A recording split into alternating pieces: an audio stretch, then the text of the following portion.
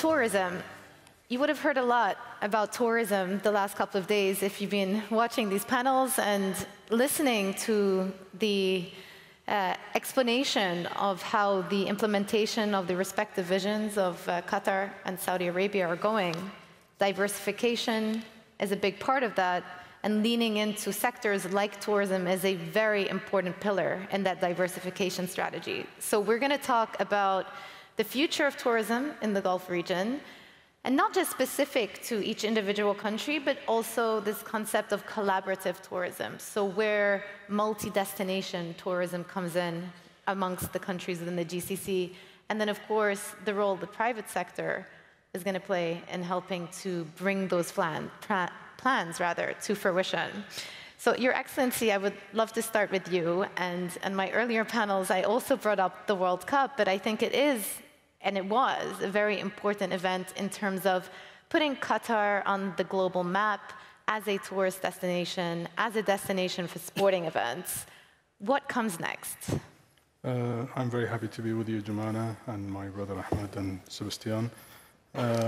Actually, the World Cup in Qatar and Qatar being pioneer by hosting such mega event in the region, we can see that the effect of hosting the World Cup in Doha, how affected the tourism in the whole region. And it's showcasing our beauty of our culture, our art, museum, and everything is in the Gulf are ready to host such events. And you can see the other GCC countries follows and targeting such mega events. And this reflects also our leadership, how consider tourism and importance of tourism to diversify our economy. As Qatar or Saudi Arabia and UAE, they are mostly known for oil and gas and these natural resources. But now we believe in tourism, how much can contribute to our GDP and how much we can show to the world this spot, it's worth to explore. And this is the right time for our region. And is it contingent on holding these type of big events, or is the goal for there to be regular stream of tourists coming in, irrespective of hosting these fantastic mega events like the World Cup? You know, we are now working on upholding the benefits of hosting the World Cup and build on top of that and develop our strategy and regulations to be able to enable this private sector and tourism to grow and receiving more people. You see, after the pandemic, the GCC, which was one of the fastest growing in tourism, it's recovered very quickly, and the demand is very high. We have high connectivity airlines, so in Qatar, as Qatar Airways, as award-winning airlines, or in our neighbors, the Emirates or Etihad, and upcoming Riyadh Air. So it's growing up. Yeah. Your Excellency, I had a look at the Saudi numbers. Tourism's current GDP contribution is 4.5%, and you aim to get that to 10% by 2030. If my numbers are off, please correct me. How do you get from 4.5% today to 10% in 2030? Thank you, Jumana, and I'd like to take this opportunity to thank the government of Qatar and my friend Abdulaziz for inviting me to be part of this very important forum.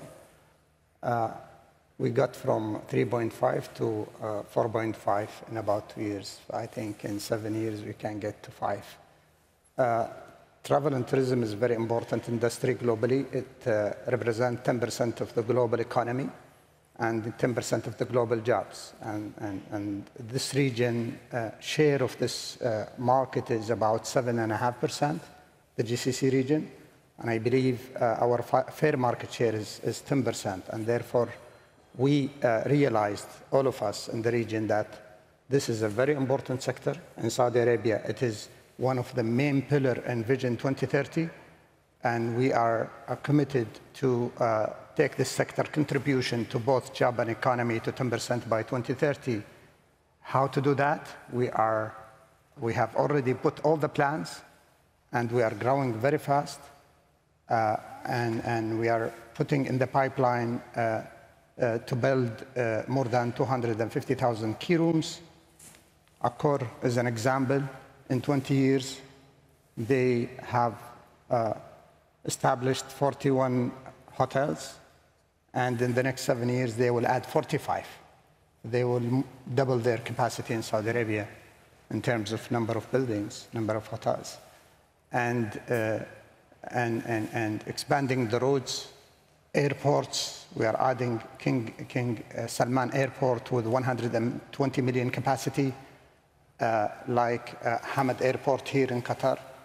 And we are establishing new airlines, Riyadh Airlines, for point to point. We're making the access to Saudi Arabia very easy through online visa and more direct flight from the main cities globally that produce tourists to the main cities in Saudi Arabia. And building and investing in major destinations, I would call it cities, you know, like Neom, Red Sea, Qiddiya, Diriyah, with announced investment of more than $800 billion in the next 7 years. All this and many others will help the country to get its the contribution of tourism to the economy to 10% by 2030, and we aim to more than that. I believe we, like Qatar, put all the plans to grow this very important sector and to capture our fair market share of this very important industry. This is a very important industry also for jobs. In the last 5 years, we added 250,000 jobs to the sector. 60% of these jobs were captured by women, and this is very important, and more than 60% were captured by youth, young people. I think this is one of the best sectors for job creation. I think, I believe we in the GCC have everything to create another industry. We've been successful in the last decades to create the oil and gas, the petrochemical industries, and financial services, and so on and so forth. And I think we started, all of us, to invest in this very important industry for the future, and to unlock the value, the hidden values that we have collectively in the GCC. What are the main tourism geographies that you're looking to attract? Where are you looking to get tourists from? Well, actually, we run a very simple formula. 2080, which are the countries that export the 80% of the tourists in terms of number? And the number is quite risky, you know. We focus on value or spend more than the number. And therefore, you know, we have started to see some countries, and most recently Japan, a few days ago, are complaining about over-tourism. So we want to focus on the countries that the GDP per capita is higher than others, countries that is within 6-hour flight, and we are, both of us, are located in a very strategic geographical location where within 8 hours flight, we access to almost 40% of the global population. We don't have the problem of, you know, being far away from the main hubs. And therefore, China is a target, Europe is a target, the emerging middle class in India is a very good target for all of us. We have the plans to reach to these target markets and attract them for various reasons, whether to visit their family and friends who lives in our countries, or to come and perform their religious duties, or to come and enjoy the sport and the leisure activities, or the conferences like this conference. So I had the privilege of speaking to Sebastian back in January 2021, and if you remember, that was peak pandemic-ish around January 2021. It was a very difficult time for the hospitality sector. And I've got to say, to give you credits, you were very optimistic about the future of the sector at the time. And one of the questions I asked you, I went back and watched our interview, 1.5 billion people traveled in 2019. The year later, obviously, it dropped by 70%. And you said to me, I wouldn't be surprised if we see that number come back in 2023, possibly 2024. Last year, the number was 1.3 billion. So give us a sense of how quickly things have come back, and also why the growth has been so much quicker in this part of the world where we are right now. It's simple, because it is the best industry in the world. Okay. Well, not biased or anything. right. no, but I'm provoking you a bit, but I mean it, and I'll tell you why I mean it. Travel tourism, and you both said it rightly, it is 11% of the GDP in the world. It is the second largest industry on this planet, behind media and telecom industry. It is 12% of the jobs in the world work for travel and tourism. It is the only industry where you provide inclusiveness, diversity, chance in life, underprivileged people, and give them a chance. The only one, because you don't need to go to university to probably work in a hotel. We at Accor alone, every year, we hire more than 100,000 people, every single year. 60% of them never went to university, never had a job before.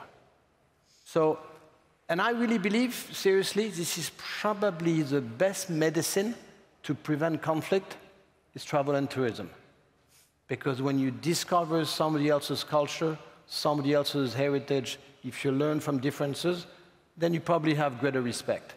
So, and it's an industry which is super easy to predict, because it's only linked to one factor, demography. When I was born, the planet had 2.8 billion people.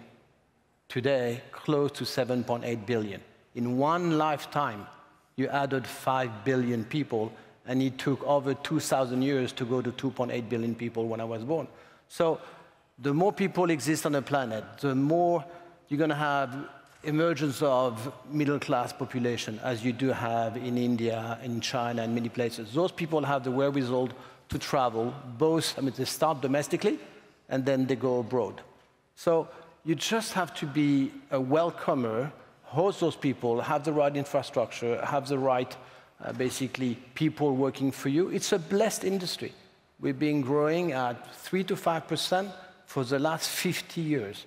Of course, we had hiccup, 2008 and COVID, and I was on my knees when I was with you in 2021. We almost died.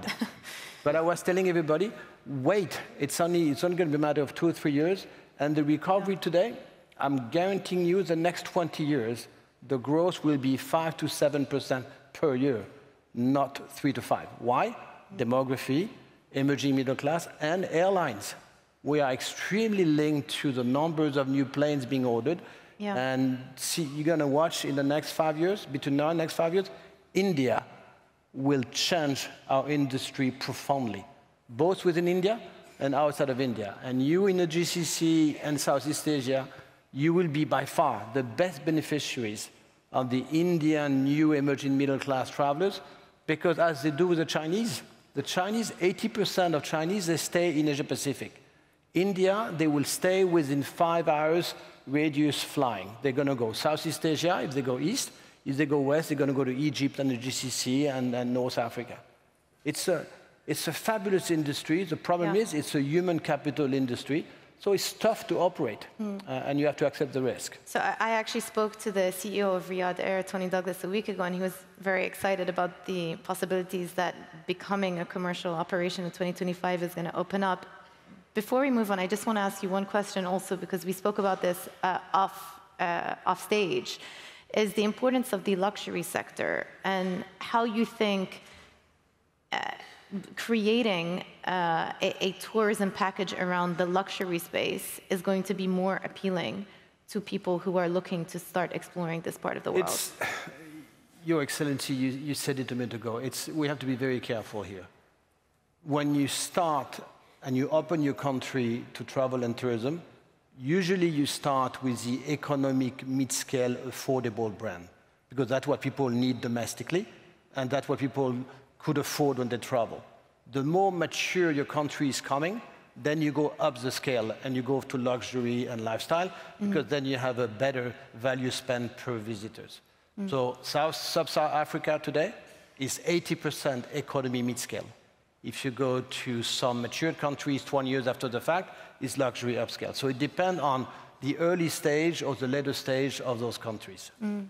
Your Excellency, a follow-up question to that, given the scale of how much growth we're going to see, and perhaps a question to both of you, and I do want to get on to the next topic, which is the collaboration, but maybe a very quick answer on whether you think there's going to be a problem in creating or finding enough talent for the jobs that will be created in the future. As we have here in Qatar, and since tourism became one of the pillars of our NDS, and aligned with Qatar Vision 2030, we set a goals and target. It's to increase our contribution to GDP by 12% by 2030.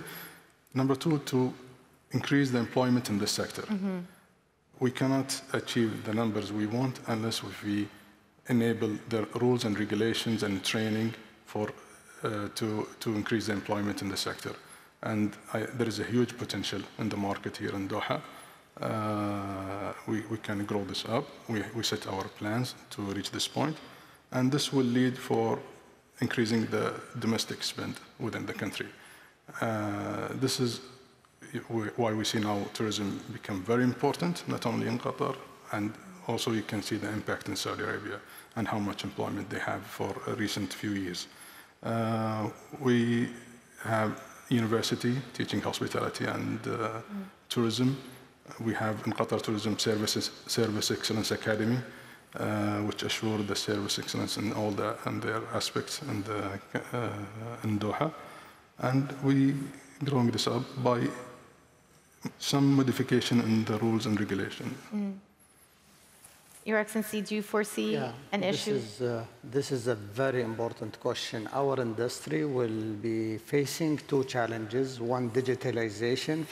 I believe, and I've been pushing very hard not to digitalize the whole journey, because the tourists wants to interact with people. When you get into the black taxi in London, you speak with the driver, and you get a flavor of what is going on in London. And you meet with the reception or the concierge, you can discuss various things. And therefore, we have to be very careful what to digitalize and what to keep with the human.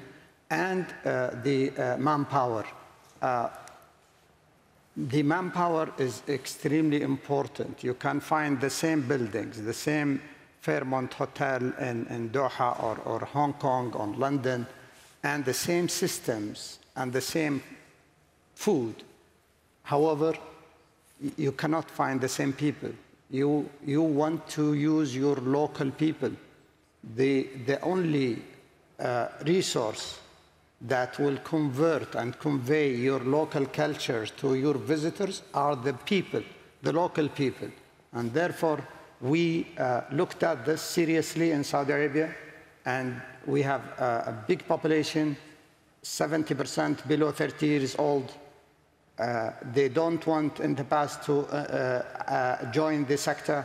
We increased the starting point of their salaries to be at the level of the financial sector, to make the sector as attractive. And we started to provide them with the career path. In the past, they don't see themselves working on this sector for forever. They come to the sector and then they join the government in different jobs. And we have been investing actually, $100 million every year to train 100,000 people every year. And recently we have launched a program with a core group to train the young Saudis. We want them to be in the business. We want them to work on the airlines and in the airports, and to drive the Uber, and to work on the hotel and the hospitality. And to become the tour guides, and so on and so forth. This will enrich the journey and the experience of the visitors to the country. Human capital is important.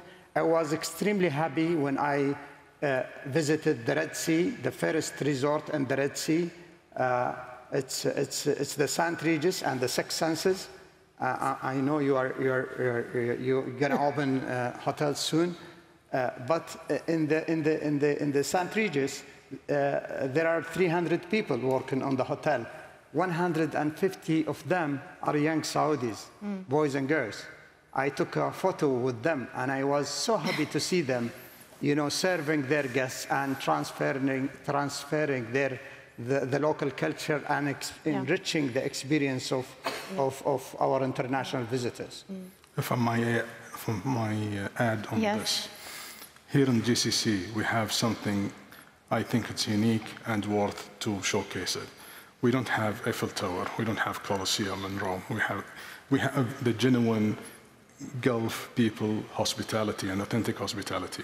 And the best way to show this to the world, if we have this employment, our Qataris and Saudis or locals or who lives in Doha and Qatar and have the same identity of hospitality and the generosity, this can promote and give the visitor the full experience and very well treated here. Yeah. So we are promoting our hospitality and will be through this. Let me ask you about the state of collaboration amongst GCC countries, and what are you doing in that space to tailor make a tourism destination that is multi-destination, not just specific to Qatar, but around the GCC as a whole? Have there been discussions?